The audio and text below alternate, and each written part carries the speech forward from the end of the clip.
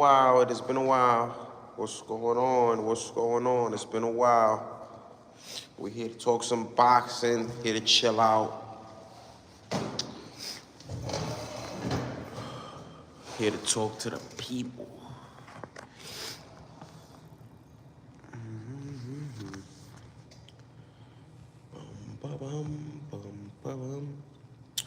What's going on, though? Back in the spot.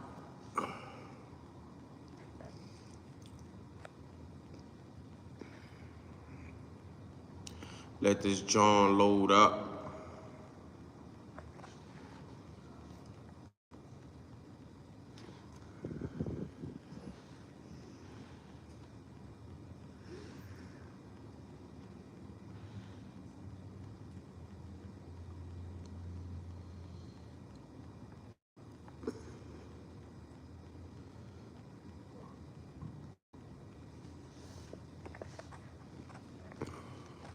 So,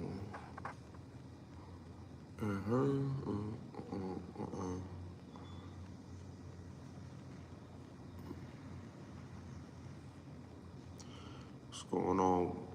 Hope y'all enjoying y'all Saturday. Chilling here to talk some boxing, man. It's been a great year for boxing. It's been a great year for practically every network, but we know PBC took the crown.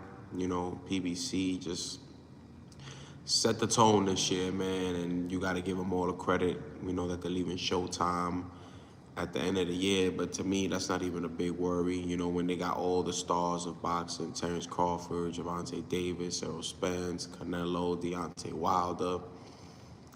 You know, right now they got all the stars in boxing, so they could go to Cartoon Network for all they care, man. Showtime's still gonna do what Showtime does, big fights, big gates, you know, bring out the who's in the entertainment world, in the music industry, in the athletic industry, you name it.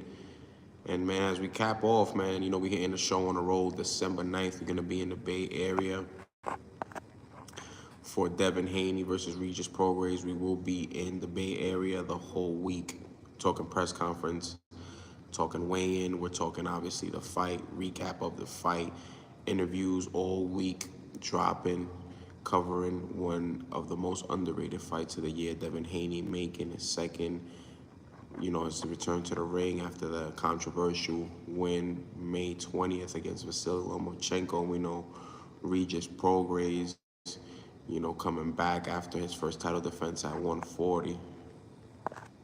So we're gonna let this John load up, talk to the people, want the people to talk back, comment what y'all think, what's been your favorite fight of the year thus far.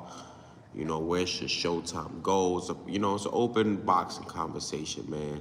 Here to talk to everybody about anything that is boxing. Usually take a long load up, man, because I usually don't do live streams, man. But if you in here, man, just your boy, like, let me know what's been your favorite fight so far, 2023. What you're excited for heading to 2024 in terms of boxing. Where should Showtime sign with? It's been rumored that they might be going back to HBO with their new HBO Max and might even be partnering with the Zone. So it might just be Top Rank and the Zone, you know, and Showtime together. Might be not a lot of conflict now, maybe, to make fights into 2024, but we don't know yet. That's yet to be determined. And recently, I'll tell you what I did for the space, right? How you doing? Well, what's going on, man? What y'all think? Talk to me. The fight world. What's going on in the fight world today? If you're here, make sure you hit that like button. If you're first time here, make sure you subscribe, man. As we head closer, man, to the end of the year, it's been a good year for boxing. Very good year for boxing. And hopefully it continues in 2024. I hope we don't get another 3 to 4 years of mediocrity. So I think 2024 is going to be another one of those years.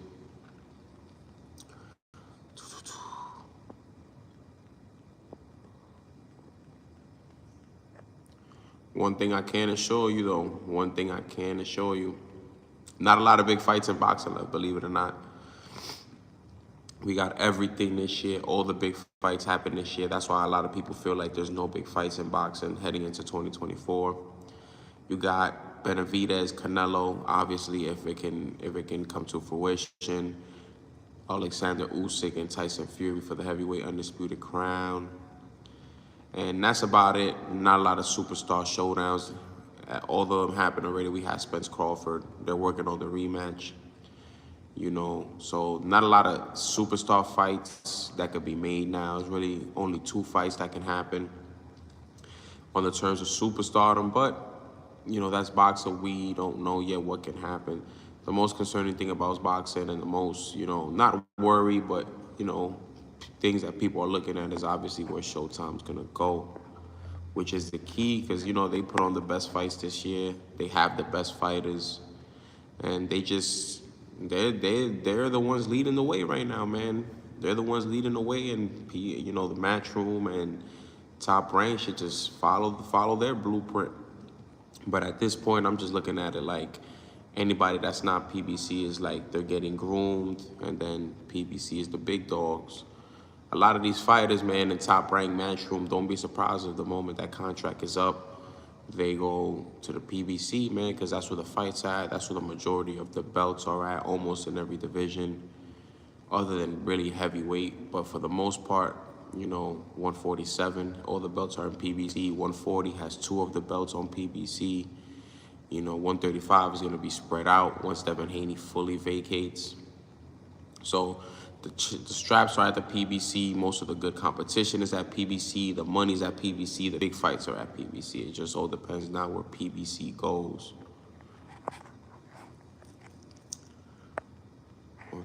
Get some more people in this zone.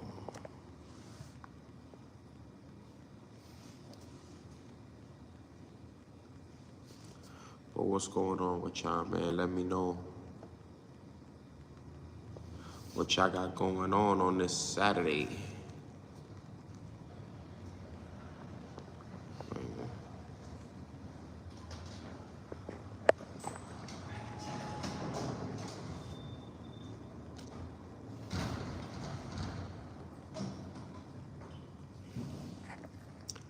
Beautiful Saturday, New York City, man. We need a big fight. We haven't had a fight. The best fight we had, Teofimo Lopez. We covered the fight here at Madison Square Garden at the Hulu Theater, June 10th, Puerto Rican Day Parade weekend. So there hasn't been a big fight in the city since the summertime. Hopefully we get another big fight in the East Coast. Babe, hopefully from here to the spring of 2024. Who y'all think should fight, man? What's the next fight that can happen in New York City worth watching, worth traveling to, man? Because we obviously know Vegas is the fight capital of the world, but New York is a big city. One of the few, you know, states and cities that has every race, has every culture, every ethnicity. So, should be interesting, man. Let me know, man, what y'all think, man. What's a good fight that we miss that should be put in 2024? Probably gonna make a video of that. Was 2023 the best year of boxing? But we gotta wait for the year's over to fully make the video because anything can happen. So, and should fights count even if they get made in 2023 but they happen in 2024? Should that count? Let me know. But you got a couple people here, man. Hit that like, man. Hit that subscribe button if you haven't. Turn on your bell notifications on if you haven't. Let me know what y'all think about boxing this year. What's been your favorite fight? What's been the worst fight? What has been the worst robbery this year? Who do you think can make a break in 2024? Who's the fighter to look out for? What was fight of the year? A lot of these things tend to be answered within the next 6 to 7 weeks. But let me know, man. Y'all got some people in here. Make sure y'all hitting that like on the way in, man. Hit that like button on the way in. If you haven't, hit that subscribe button if you haven't. A lot of things to be talked about, man. With PBC now leaving, what's gonna happen with Spence Crawford rematch? fucking phone.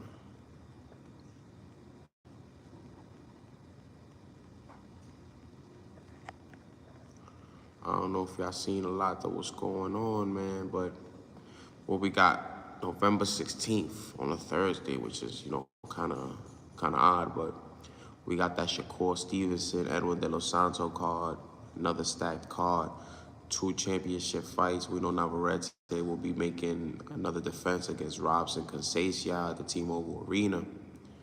And Shakur will be fighting for the lightweight vacate WBC title, trying to become a 3-weight world champion. So 2 title fights in 1 card. That's always good boxing. We got Benavidez and Andrade November 25th at the Mandalay with, the interim title being on the belt. If I'm not mistaken, Matias is also on the card. So 2 title fights.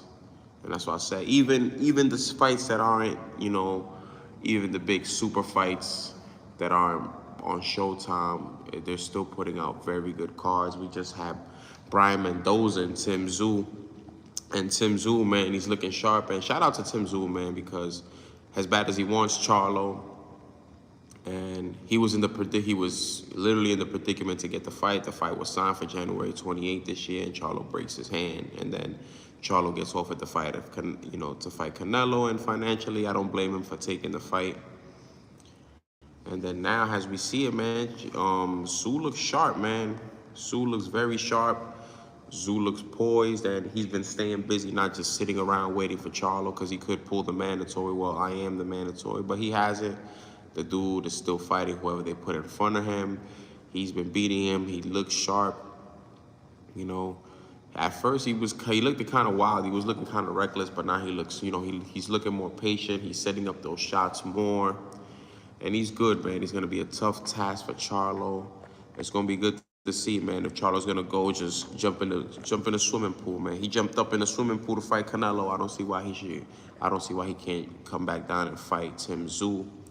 Or maybe, he's got that IBF mandatory. And right now, Charlo's after big mega fights. He's after the big money. You can't blame him. So his best bet is to hold on to as much of those titles as he can.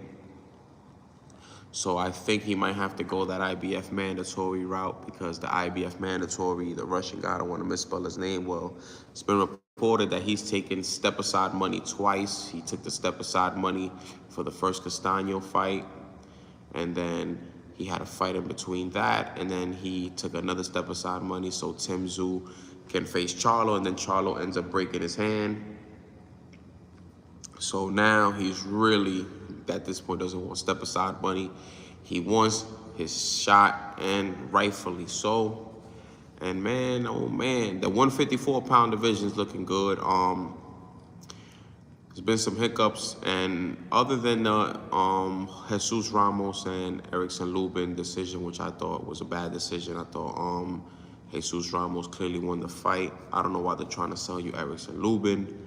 Not saying he's a bad fighter, but, the dude lost the fight, rightfully so. I think he lost the fight. Should have put Jesus Ramos up there.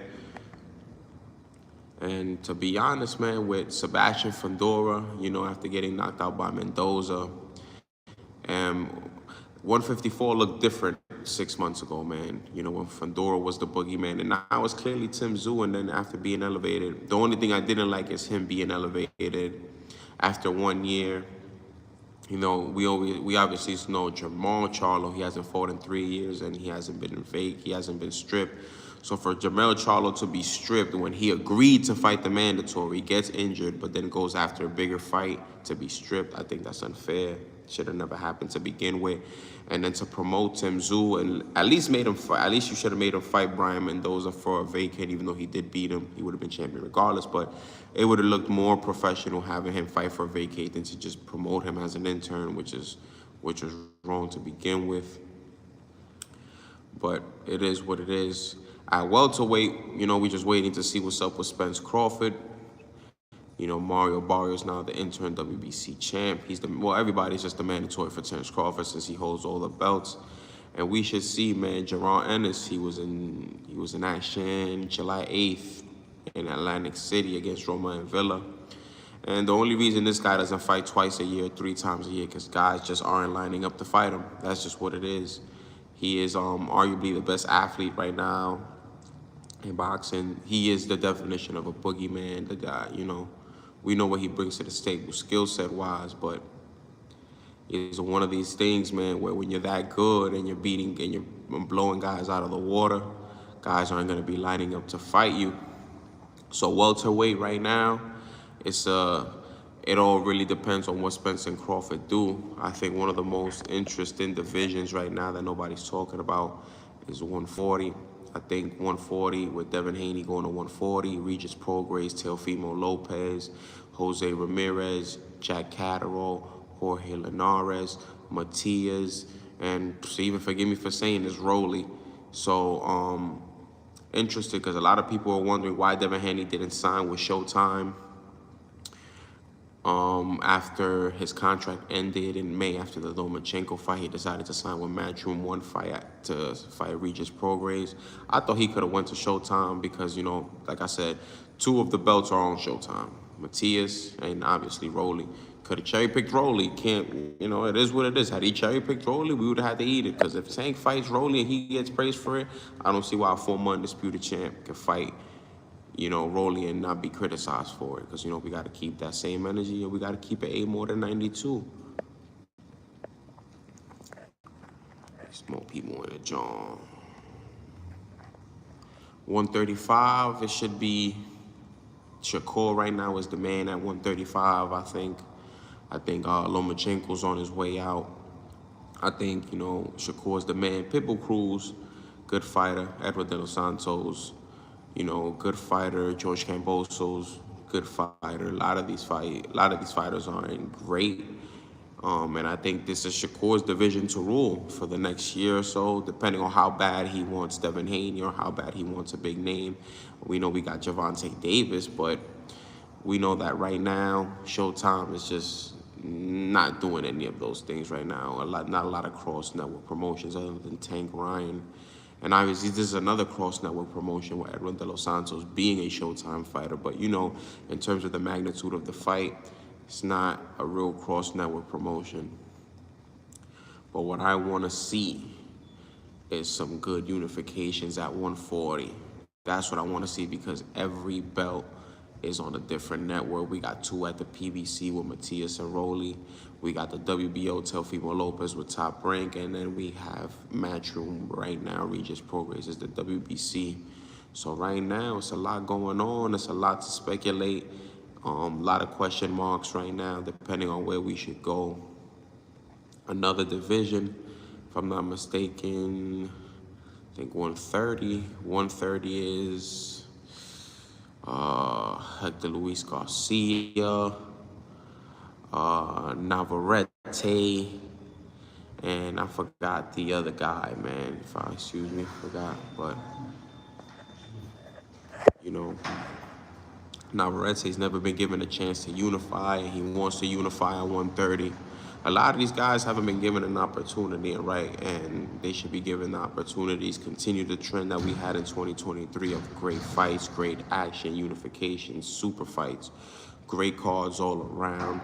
I think the trend should continue and carry this momentum of such an awesome year into 2024. Once again, we will be live in the Bay Area December for the whole Haney Prograis fight week, so we're going to be there for everything. There you go. Let's see what's up.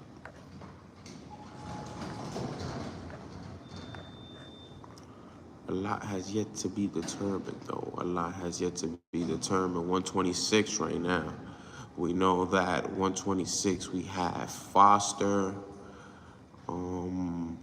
It's a couple good scraps at 126. 122 is interesting with Naoya in a way.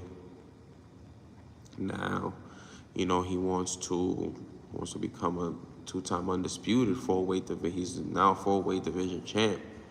So he's looking to close out the year and become 2-time undisputed. And that might put him back on top. That might put him back on top of the pound-for-pound list. I'm probably going to make a video of my pound-for-pound list. But if you're on here, let me know who's on your pound-for-pound list. That's what I want to know. I haven't made a video for pound list because, It all depends on what you consider pound for pound. It's always hard to put a heavyweight up there because you're only fighting in one division, or to put a guy there that has only fought in one division. People's pound for pound rankings are always based on different things. My I like to do pound for pound at least for maybe the last 4 to 6 fights. I like to do pound for pound, magnitude of the fight, and where the opponent was ranked around the fight. So if I have to give you top 10, going from 10 up, I think at 10 I would probably have to throw in at the moment maybe Devin Haney, a Shakur Stevenson, somewhere around that realm. But at the top, definitely got Terrence Crawford, Naoya Inoue, Canelo, Usyk, Fury, Bivol. And there's a lot to be decided, man, a lot to be decided. A lot to be desired for the year. It's been a good year, so we can't complain at all. What fight y'all looking forward to this year? It's a lot of good scraps. A lot of good scraps.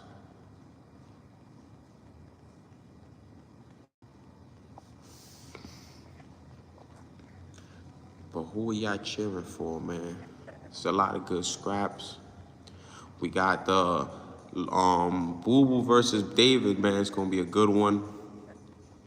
We know that right now, this is by far Boo Boo's biggest fight, and this is two completely different styles.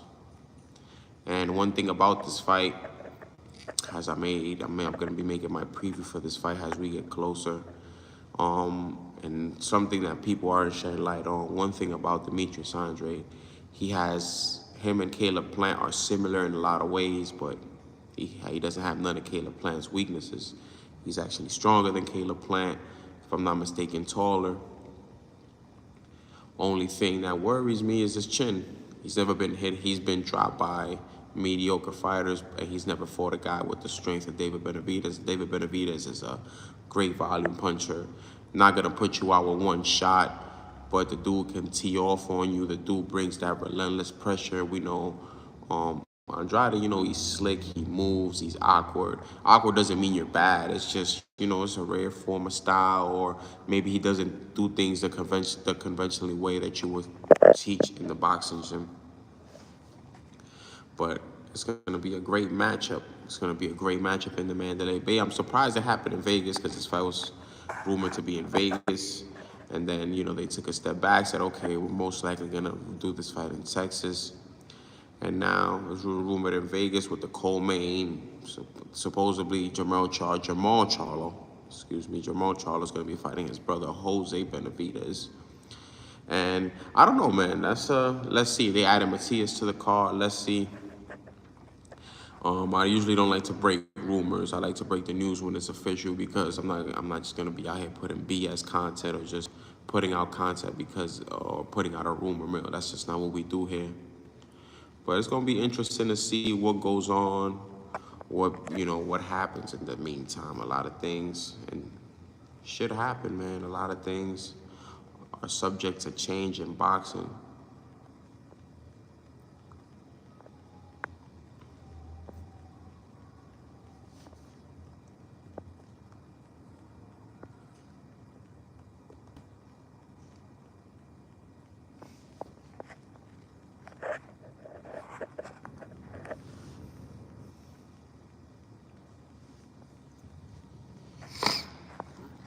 What's going on, though, man? We live. Beautiful New York City. I get this haircut later. But live in New York City, man, and it's just, can't complain. Only thing I want one more big fight on the East Coast, man. One more big fight or a solid fight, man, we could bring to the East Coast. I'm surprised that the Shakur call wasn't in New Jersey due to that he's been having good gates in New Jersey. So if he had a title fight here at the Prudential Center with Navarrete as the co-main, I think that would have done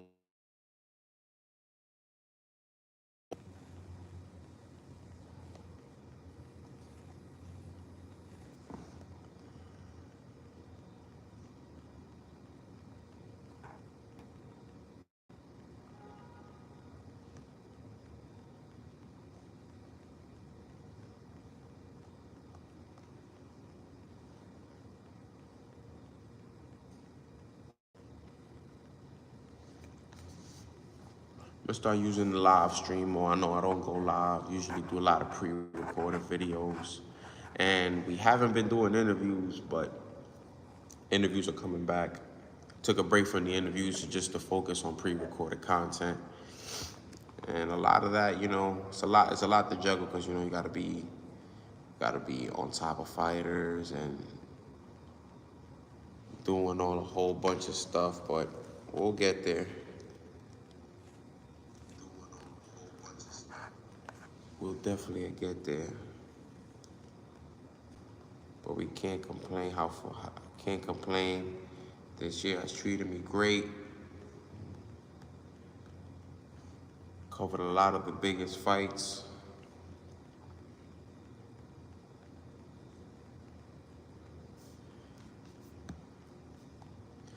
But I definitely do promise y'all that live streams will be in effect. Soon gonna be doing this live stream, man. I usually don't be having time to do it, but I promise that I'm gonna start doing live streams, even if it's once a week. But, look out for that David Benavidez interview. We in the works. Me and David spoke a couple days ago, and we're gonna be setting that up, hopefully latest by the first week in November, because, as fight date approaches, they tend to isolate, focus more, and, try to finish off strong. So we should have this David Benavidez interview hopefully for the next week and a half. We ask the tough questions, it's the for real questions. Jose Benavidez too. And it's gonna be good. I can't wait. A lot of interviews gonna be dropping soon. A lot of media work gonna be dropping soon. And like I said, we taking the show on the road again in December to the Bay Area. First time in the Bay Area. Devin the Dream Haney's homecoming. It's gonna be good, man. It's gonna be good. It's gonna be good, man. Got a lot of content dropping right now. Check that out. And I'm gonna be back at y'all soon, man. So make sure y'all rock with your boy, fuck with your boy, keep hitting that like button, keep hitting that subscribe button, and I'm gonna be back at you more with some more news, man.